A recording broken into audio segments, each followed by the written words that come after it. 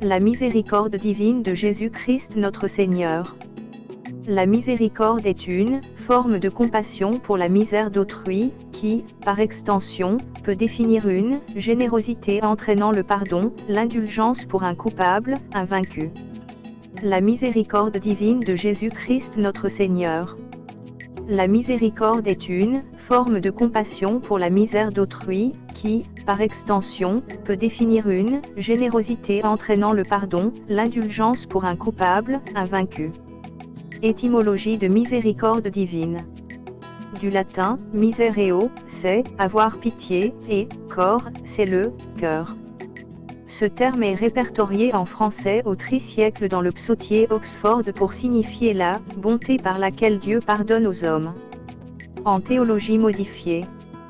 Dans le champ lexical catholique, la miséricorde est une bonté qui incite à l'indulgence et au pardon envers une personne coupable d'une faute et qui s'en repent. En théologie, la miséricorde divine est la bonté de Dieu qui lui fait pardonner les fautes des hommes, et renouveler l'homme dans sa dignité, pour qu'il puisse se relever, puisse s'accomplir en lui le dessein d'amour de Dieu qu'il a créé pour le bonheur.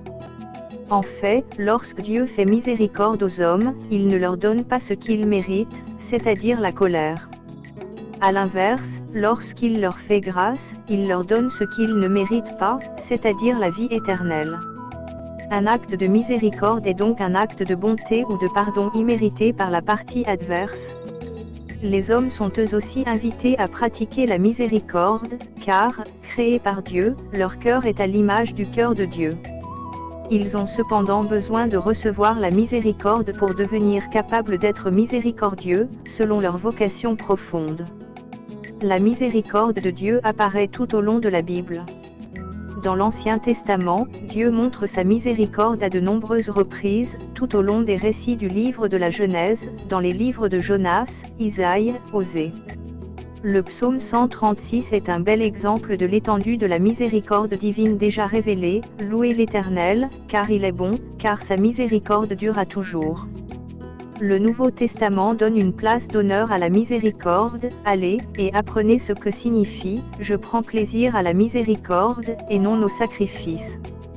Car je ne suis pas venu appeler des justes, mais des pécheurs. » Matthieu 9 verset 13, et bien sûr dans le sacrifice du Christ pour les péchés de l'humanité, acte suprême de pardon accordé à des hommes qui ne le méritent pas. Bien qu'ayant adouci la religion catholique par rapport à la religion juive, la miséricorde fut parfois critiquée parce qu'elle banalise les fautes.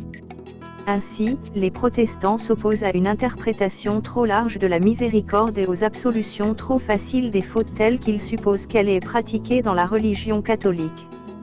Cependant, la doctrine officielle de l'Église catholique a une vision beaucoup plus profonde de la miséricorde, particulièrement bien explicitée par Jean-Paul II, dans plusieurs encycliques et surtout Divine Misericordia, à partir d'une très belle méditation sur la parabole du Fils prodigue.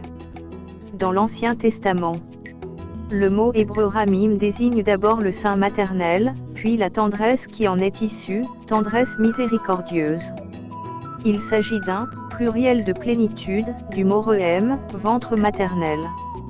Ce mot désigne les entrailles de Yahvé, les entrailles du Seigneur, issues du sein maternel, rehem, matrice, utérus, donc la tendresse maternelle de Dieu pour son peuple et ses enfants, pour les petits et pour les pauvres. L'image de la tendresse maternelle est à la racine de la miséricorde divine dans l'Ancien Testament. Éphraïm est-il donc pour moi un fils si cher, un enfant tellement préféré, pour qu'après chacune de mes menaces je doive toujours penser à lui, et que mes entrailles s'émeuvent pour lui, que pour lui déborde ma tendresse. Jérémie 31 verset 20, 6 verset 7. Ce mot exprime aussi le sentiment d'attachement d'un être à un autre, d'où, par extension, la compassion pour cet autre, la miséricorde. Ce même mot est traduit en latin par misericordia, il est cité par la Vierge Marie dans le Magnificat alors qu'elle porte l'enfant Jésus dans ses entrailles, miséricorde promise à nos pères, pour Abraham et sa race à jamais. Dans le christianisme, l'accent est mis sur le cœur de Dieu et non plus sur ses entrailles. Le mot latin misericordia vient de miseriace, misère, malheur, et corse, cœur. Avoir le cœur rempli de miséricorde signifiait plein de compassion, sensible au malheur. Le cœur de Dieu rempli de tendresse pour les hommes dans la personne de Jésus, le Verbe incarné, qui professe un enseignement fondé sur la miséricorde, parabole du bon samaritain, du débiteur impitoyable, Matthieu 18 versets 23 à 35, heureux les miséricordieux, il leur sera fait miséricorde, Matthieu 5 verset 7. Ainsi l'Église catholique salue Marie comme « Mère de miséricorde » dans de nombreux hymnes dont le plus célèbre est le Salve Regina. Sainte Faustine Kowalska. L'image de la miséricorde selon les apparitions de Sainte Faustine. Jésus, j'ai confiance en toi. Au vieil siècle, le culte du Sacré-Cœur accompagne la dévotion à la miséricorde divine issue du cœur de Dieu.